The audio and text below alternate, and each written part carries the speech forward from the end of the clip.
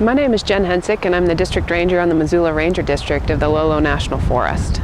Today we're at the Rattlesnake National Recreation Area, and we're here because there's a project that we've been working on, and the name of the project is the Marshall Woods Restoration Project. In January of 2016, I signed a decision that authorized some fuel reduction work and some recreation opportunities here in the Marshall Woods project area, which is inside the National Recreation Area predominantly.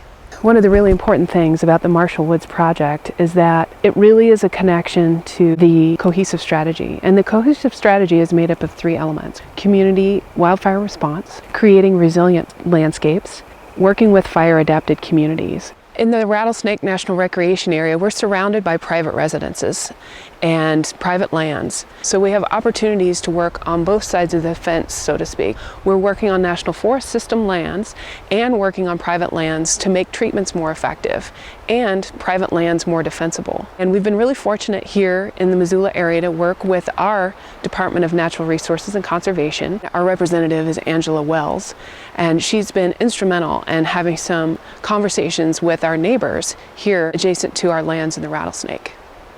We are at a private property up the Rattlesnake, which is an outlying area of Missoula, Montana. We are here because this landowner has done some hazardous fuel reduction and fire-adapted ecosystem restoration on the property.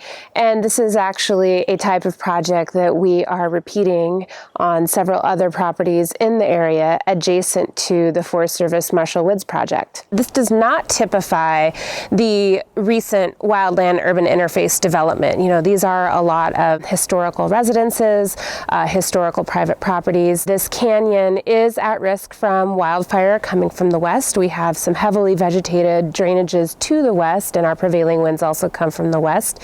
And then we're also in a pretty steep place, access roads with one way in, one way out. So from a risk standpoint or a resource benefit standpoint, there's a lot of work that could be done here that will benefit a lot of people, all of the users of the National Recreation Area and also homeowners in the area. But I would also like to give credit to the people who live here. There's a high level of consciousness, generally speaking, and awareness about the need for restoration. We live in one of those forests that from a practical or scientific standpoint is easy to restore because we know what we need to do here. And generally, we've just found the people in the immediate community to be very supportive and excited to do work on their own land. We've been really lucky that as we've implemented this project, a lot of our neighbors have gained a lot of interest in doing work on their private lands. Steve Siebert and Jill Belsky have been doing work on their property for years, since the early 2000s, and have really paved the way for a lot of the great community discussions and allowed us to connect and really work together to make more effective fuels treatments that works well on both private lands as well as on forested landscapes.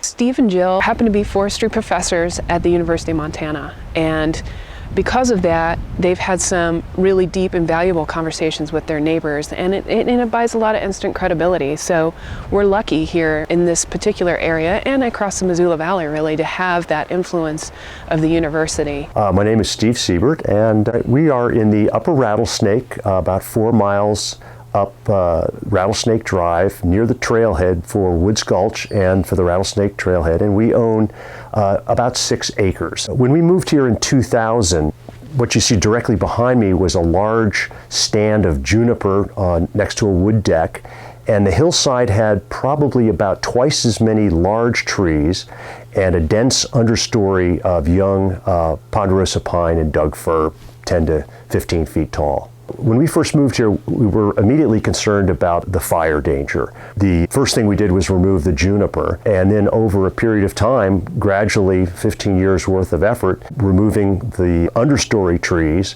and some of the larger trees. With some assistance from DNRC, Forest Service money, we were able to get some assistance through a local contractor to do some thinning a little bit further away. One of the things that was a real pleasure in terms of our management of the hillside was initially to have some of the neighbors be a little bit surprised at how much wood we were taking off, but then being pleasantly surprised by the growth of shrubs and in particular the flowers. The balsam root and lupin have really responded there, but suppressed and hadn't quite disappeared, so they've really just rebounded wonderfully, and that motivated a couple of our neighbors to embark on the same effort. One of the purpose and needs of this project was really to inform the public and have some education opportunities.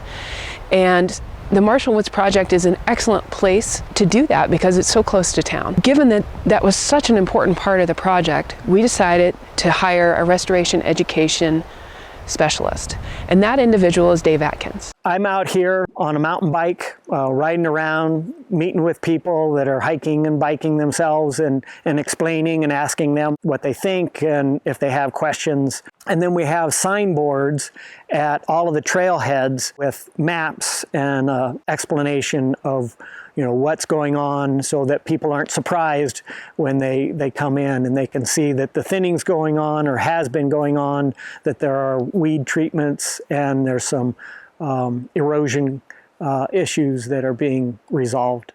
It's been really fun to interact with folks. And one of the things that they comment on often is that it opens it up and they can see further. They can see the nice big pines that are growing here that were all covered up by the small trees that were here before. There is some disruption with the noise of the crews running saws, but people really understand the wildfire risk and hazard and appreciate that there's work going on to reduce that hazard. The Ranger District has agreements with a lot of the user groups, so the mountain bikers and people that run in here, and so we've been sending out emails to their lists, doing press releases with both print and online video media outlets. And then I've been helping set up some tours with the media to come in and see this and be able to explain it. And then we've also had people that are neighbors that live here or in the community were invited, and we had some city council representatives and from the county government, the rural fire department, and we've got some additional meetings and tours planned with the Missoula County Air Quality Advisory Council. So we're trying to reach those interested folks that would like to know more about what's being done. This project area is about 13,000 acres. About 3,500 acres are going to receive some level of treatment. So right now, because we're in phase one essentially, and year one, we have piles that we have across a number of units here on the project area. Burning will be done on these piles that have been made in the fall or spring when it's still wet around and reduces the risk of them spreading. And so that will get rid of what's been piled up. And then after that's done, the crews with the Forest Service will run what we call an underburn that will spread all across the forest floor and burn up more fine fuels. And in the process, it also rejuvenates shrubs and browse for deer and elk and birds to use. And so that's part of restoring the understory plant community as well as reducing fire hazard.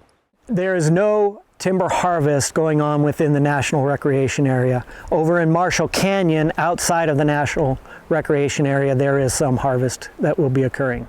We have 60,000 people that visit this trailhead annually, estimated. So we have a lot of impacts, and one of those is weed and invasive plants and seeds. And so we've taken a really proactive step in that realm. We have a multiple phased approach where we're doing spraying as well as biological controls and hand pulling. We're doing all of that across many of the units that we are working in to try to abate that weed spread. I think this project has gotten off to a really good start. It's going well. We hope it continues to go well, and a lot of care and effort is going into the implementation of this. I'm really pleased that the DNRC and the Forest Service have been able to provide the funding. I know some of our neighbors have wanted to do things, but they're retired and on fixed income, so they really couldn't afford even the previous cost share relationship. We've had really a number of serious fire scares over the years, and that's really woken people up to the need to address the issue right around their homes. But I think also people have really appreciated, through a bit of active management, how you can improve the aesthetic appearance and the diversity of your backyard forest and make it a lot more attractive for a diversity of plants and animals.